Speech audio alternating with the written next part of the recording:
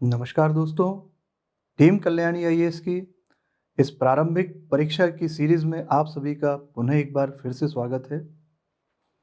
जैसा कि आप जानते हैं, मेरे द्वारा यहाँ पर भारतीय इतिहास की सीरीज चलाई जा रही है। पिछले लेक्चर में मैंने आपके साथ बहमनी साम्राज्य को डिस्कस करके ख़त्म किया था और उसके पिछले लेक्चर में मैंने आपके साथ विजयनगर साम्राज्य को भी डिस्कस कर लिया था। दिल्ली सल्तनत का अंतिम वंश लोधी वंश हुआ था और इस वंश का अंतिम शासक इब्राहिम लोधी था, जिसकी पानीपत के प्रथम युद्ध में 1526 में बाबर के द्वारा हार हो जाती है। इस पराजय के बाद भारत में मुगल सत्ता की स्थापना हो जाती है और अफगान सत्ता यहाँ पर समाप्त हो जाती है। हम कह सकते हैं कि भारतीय इतिहास में यह एक बहुत बड़ा टर्निंग पॉइंट रहा है। तो आइए आज से हम लोग मुगल साम्राज्य को प्रारंभ करते हैं। मुगल साम्राज्य की यदि मैं बात करता हूं तो इसका समय 1556 से लेकर के 1705 ईस्वी तक देखने को मिलता है। जैसा कि मैंने आपको भी बताया था कि बाबर के द्वारा पानीपत के प्रथम युद्ध में इब्राहिम लोधी को पराजित करके मुगल साम्राज्य की स्थापना की जाती है। बाबर का समय 1526 से लेकर के 1530 ईस्वी तक हमें देखने को मिलता है।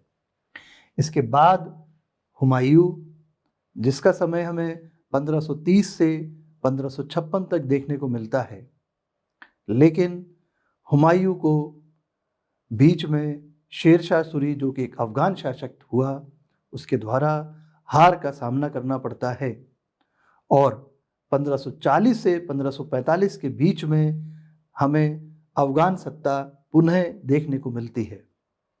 लेकिन हुमायूं वापस अपनी शक्ति को संगठित करता है और पुनः 1555 में दिल्ली को हथिया लेता है, दिल्ली पर वापस अपनी सत्ता स्थापित कर लेता है।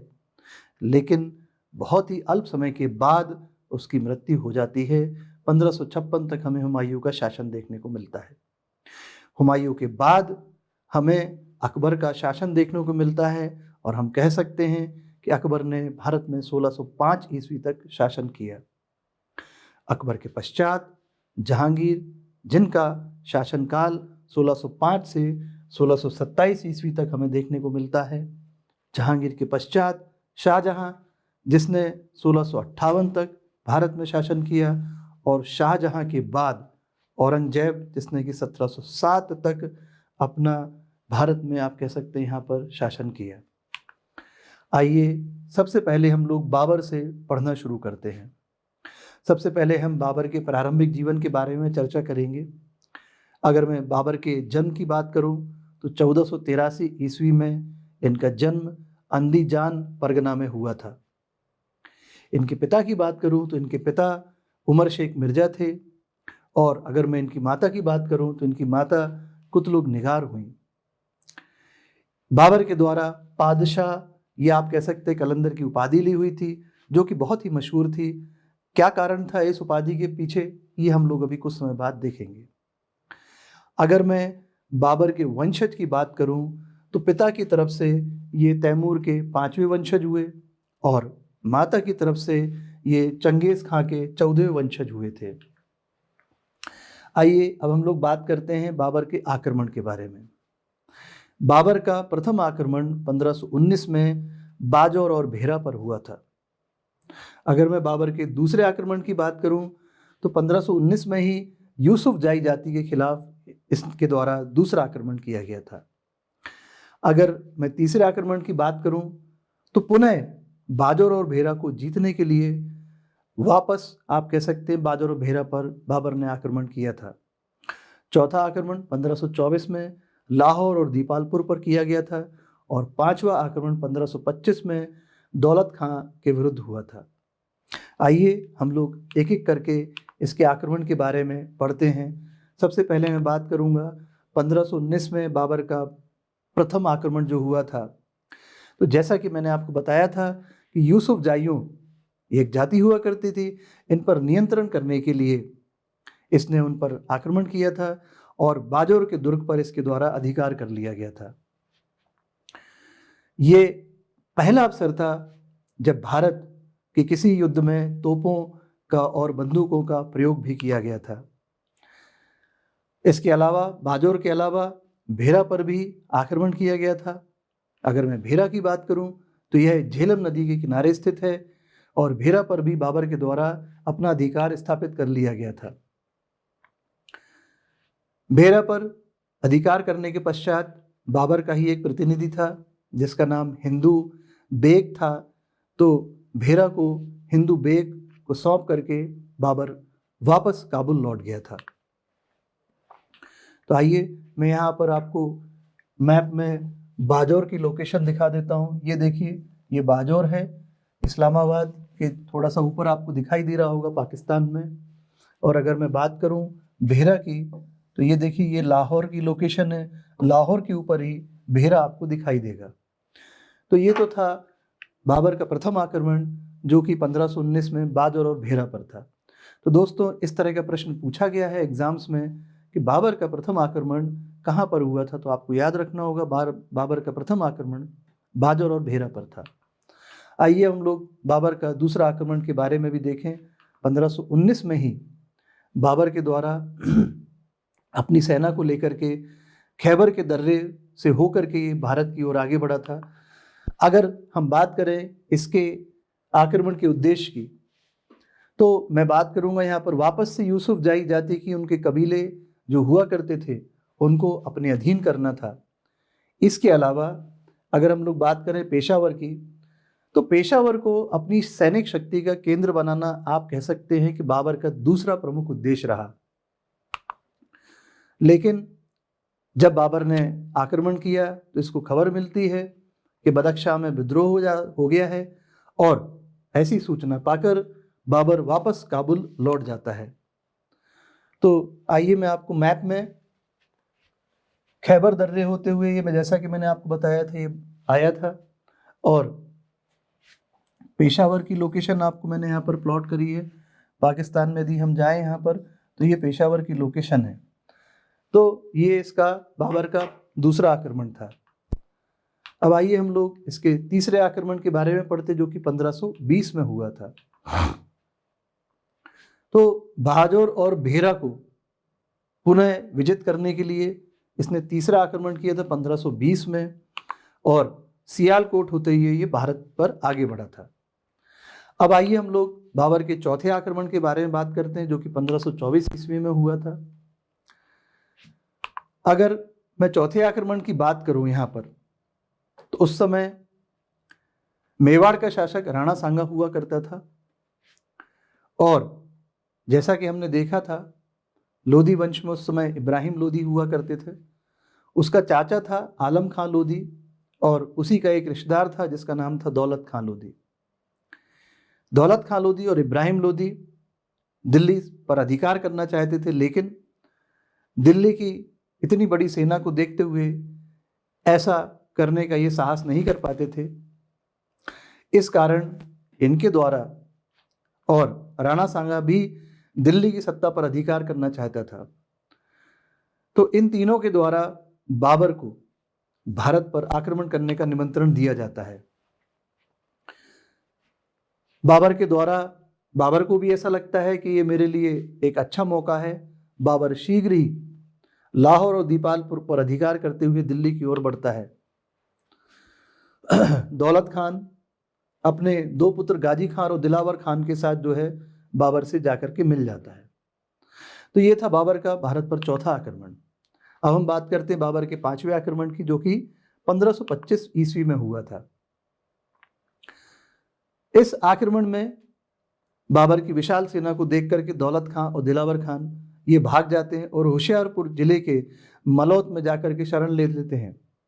बाबर इनका पीछा करता है और अंत में दौलत खान आत्मसमर्पण कर देता है। इसे बंदी बनाकर बाबर जो है कैदी के रूप में भेरा भेज देता है, लेकिन रास्ते में ही इसकी मृत्यु भी हो जाती है। तो ये तो थे बाबर के भारत पर जो शुरुआत में 5 आक्रमण हुए थे उनके बारे में। इसके अलावा जैसा कि मैंने आपको बताया था कि दिल्ली सल्तनत का जो अंतिम वंश था, लोधी वंश, उसका जो अंतिम शासक था इब्राहिम लोधी, चूंकि दौलत खां लोधी, आलम खां लोधी और राणा सांगे के द्वारा बाबर को भारत पर आक्रमण करने का निमंत्रण दिया जाता है, तो पानीपत का प्रथम युद्ध हमने देखा था 1526 में हुआ था, 21 अप्रैल 1526। मैंने आपको यहाँ पर डेट लिखी हुई है, क्योंकि ये डेट एग्जाम में पूछी जा चुकी है, इसलिए आपको 21 अप्रैल 1526 याद रखना आवश्यक है। आप लोग कृपया ऐसा ना सोचे कि मैंने 21 अप्रैल भी क्यों लिखा हुआ है। इसके बाद खानवा का युद्ध होता है 1527 में, और 1528 में चंदेरी का युद्ध होता है। 1529 में घाघरा का युद्ध होता है अफगानों के साथ। आइए हम लोग इन युद्ध को एक एक करके वापस से देखते हैं। सबसे पहले हम देखेंगे पानीपत का प्रथम युद्ध, जो कि 21 अप्रैल 1526 ईस्वी में हुआ था। डेट याद रखना है, जैसा कि मैंने आपको बताया किसके मध्य हुआ है, ये भी हम लोग देख चुके हैं, बाबर और इब्राहिम लोधी के मध्य हुआ था ये युद्ध। इस युद्ध में जैसा कि हम पहले भी देख चुके, बाबर विजयी हुआ था, इब्राहिम लोधी पहला सुल्तान था जो कि युद्ध मैदान में ही मारा गया था। ये बात मैं आपको पहले ही बता चुका हूं। अब ये बात हम और समझ लें कि इस युद्ध में बाबर कैसे विजयी हुआ था। कुछ इतिहासकारों को कहना है कि इब्राहिम लोधी की जो सेना थी बहुत ही विशाल थी, उस सेना के सामने बाबर की विजय जो सेना थी बहुत छोटी थी। लेकिन बाबर की जो युद्ध पद्धति थी, उस युद्ध पद्धति को उस्मानी पद्धति कहा गया है। इसमें और साथ में से तुलगमा पद्धति भी कहा गया है। तो जो तोपों को सजाने की पद्धति थी उसे उस्मा पद्धति कहा गया, और ये उस्मानी पद्धति बोला जाता था।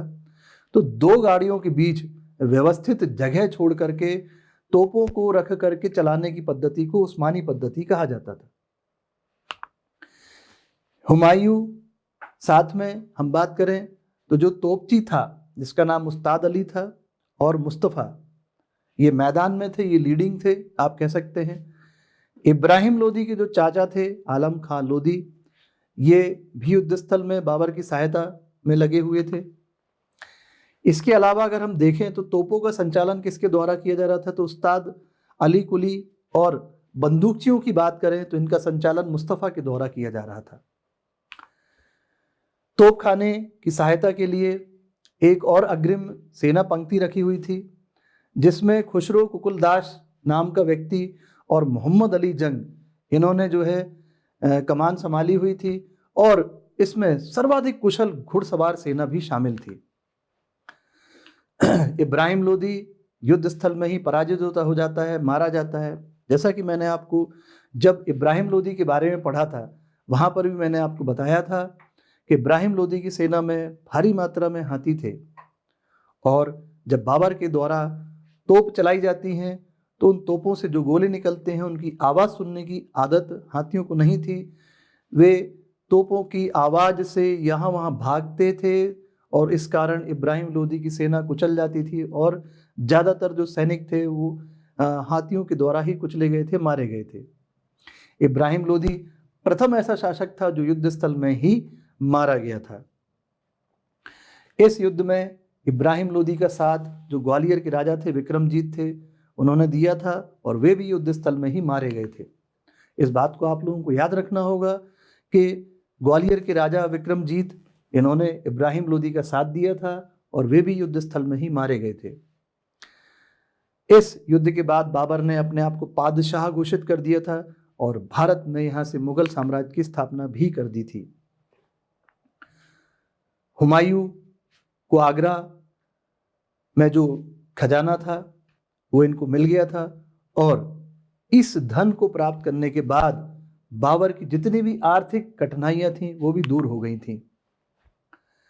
आगरा पहुंचने के बाद हुमायूं जो है इनकी सेवा में लगा रहा। खजाने के साथ साथ उसने बाबर को प्रसिद्ध कोहिनूर हीरा भी भेंट किया था। तो एक बात ये भी आप लोग याद रख लीजिएगा कि हुमायूं ने इस युद्ध के बाद बाबर को कोहिनूर हीरा भी भेंट किया था। हुमायूं को यह हीरा कहाँ से मिला था, तो जैसा कि मैंने आपको बताया था कि इब्राहिम लोदी का साथ ग्वालियर के राजा विक्रमजीत ने दिया था और विक्रमजीत खुद भी इस युद्ध स्थल में मारे गए थे।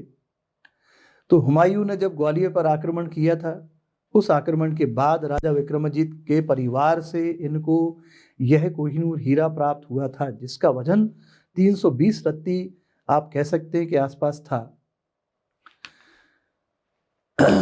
अब जो अगला युद्ध हुआ बाबर का, जिसे खानवा का युद्ध कहा जाता है, 1527 ईस्वी में हुआ था। अगर हम इस युद्ध की बात करें तो यह युद्ध बाबर और राणा सांगा के मध्य हुआ था।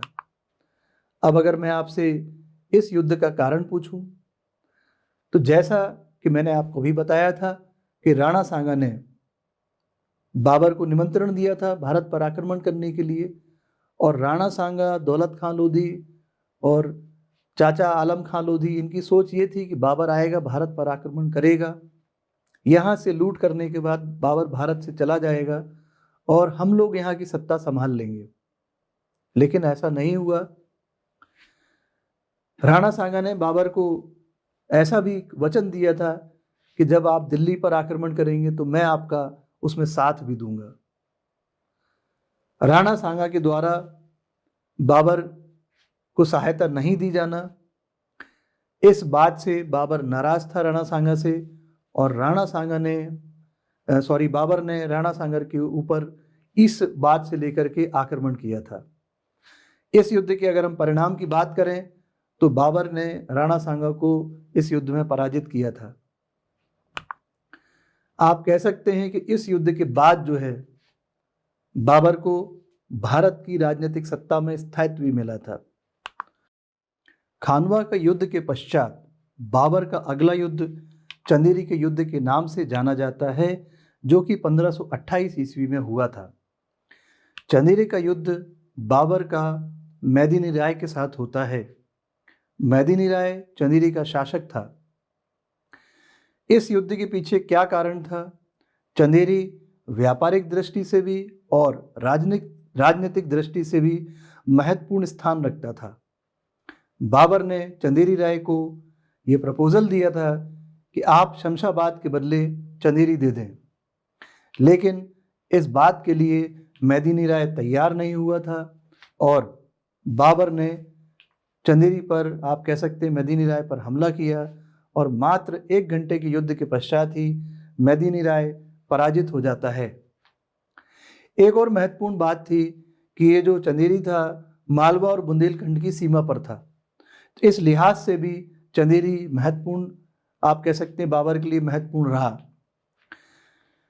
अगर हम पहले की बात करें तो चंदेरी जो है पहले मालवा के अधीन था, लेकिन बाद में वहाँ का जो सूबेदार था मैदिनी राय, उसने राणा सांगा की अधीनता को स्वीकार कर लिया था और उसकी ओर से खानवा के युद्ध में भी भाग लिया था। तो कुछ इतिहासकारों का यह भी कहना है कि चूंकि मैदिनी राय ने राणा सांगा का युद्ध में साथ दिया था, इस कारण से भी मैदिनी राय के ऊपर बाबर के द्वारा हमला किया गया था। इसके अलावा अगर हम बात करें तो बाबर ने शमशाबाद के बदले में मैदिनी राय से चंदेरी मांगा था, लेकिन वह तैयार नहीं हुआ था, तो बाबर ने मैदिनी राय पर हमला किया था और 1528 में मात्र 1 घंटे के युद्ध के पश्चात ही बाबर ने उसके किले पर अधिकार कर लिया था।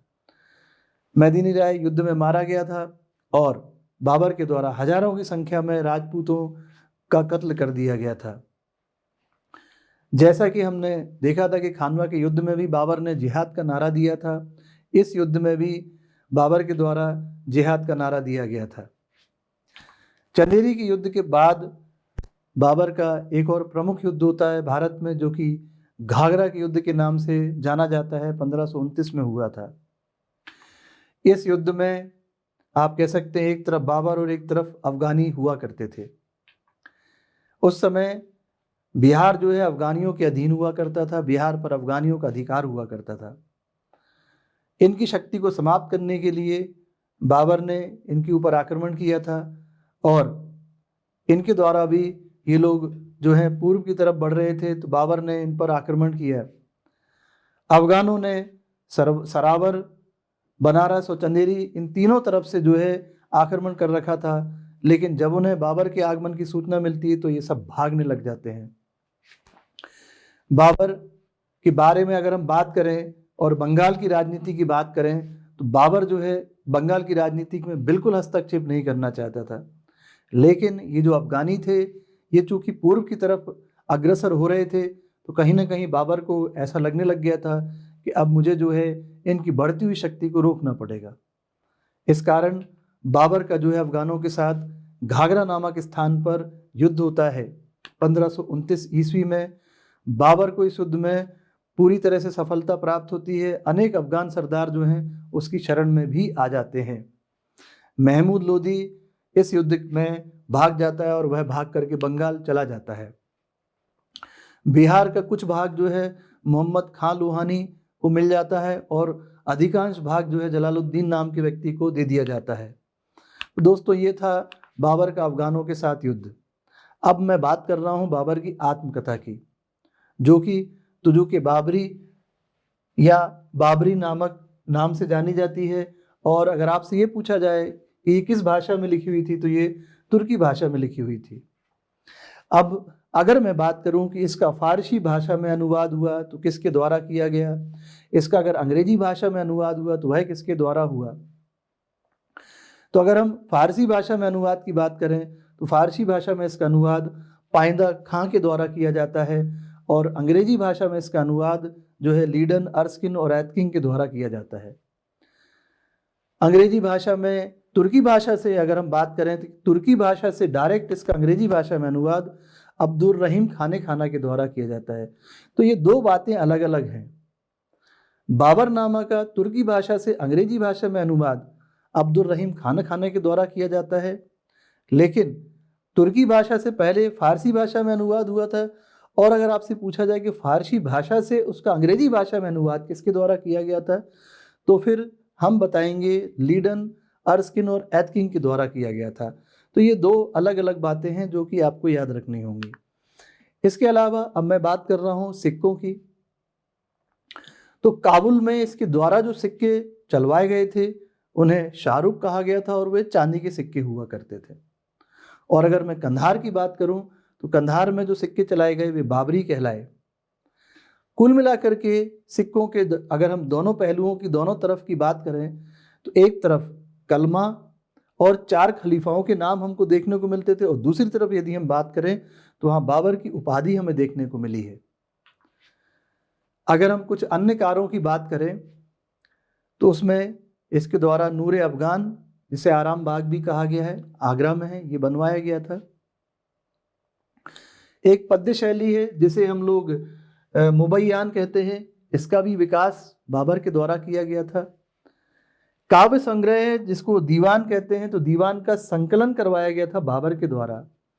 और गजे बाबरी जो कि सड़कों को नापने के लिए एक पैमाना था, गजे बाबरी भी जो है बाबर के द्वारा ये एक पैमाना था जो कि बनवाया गया था। तो ये तो था आज का मेरा लेक्चर बाबर के बारे में, जिसमें हमने बहुत महत्वपूर्ण युद्ध देखे जैसे कि पानीपत का युद्ध, खानवा का युद्ध, चंदेरी का युद्ध और घाघरा का युद्ध जो कि अफगानों के साथ हुआ था। 1530 में बाबर की मृत्यु हो जाती है और इसके बाद मुगल सत्ता जो है हुमायूं के हाथों में चली जाती है। तो अगला लेक्चर, अगला वीडियो हम लोग जो देखेंगे वह मेरा हुमायूं के ऊपर होगा। बहुत इंपॉर्टेंट टॉपिक होता है हुमायूं, उसको आप लोग देखना नहीं भूलें। आप लोग अपने घरों में सुरक्षित रहें कोरोना से और अपने घरों में रह करके प्रारंभिक परीक्षा की तैयारी करें। हमारी संपूर्ण सीरीज आप लोग जरूर देखते रहें। अगले लेक्चर, अगले वीडियो में हम लोग मिलेंगे। तब तक के लिए मैं आपसे विदा लेता हूँ। नमस्कार।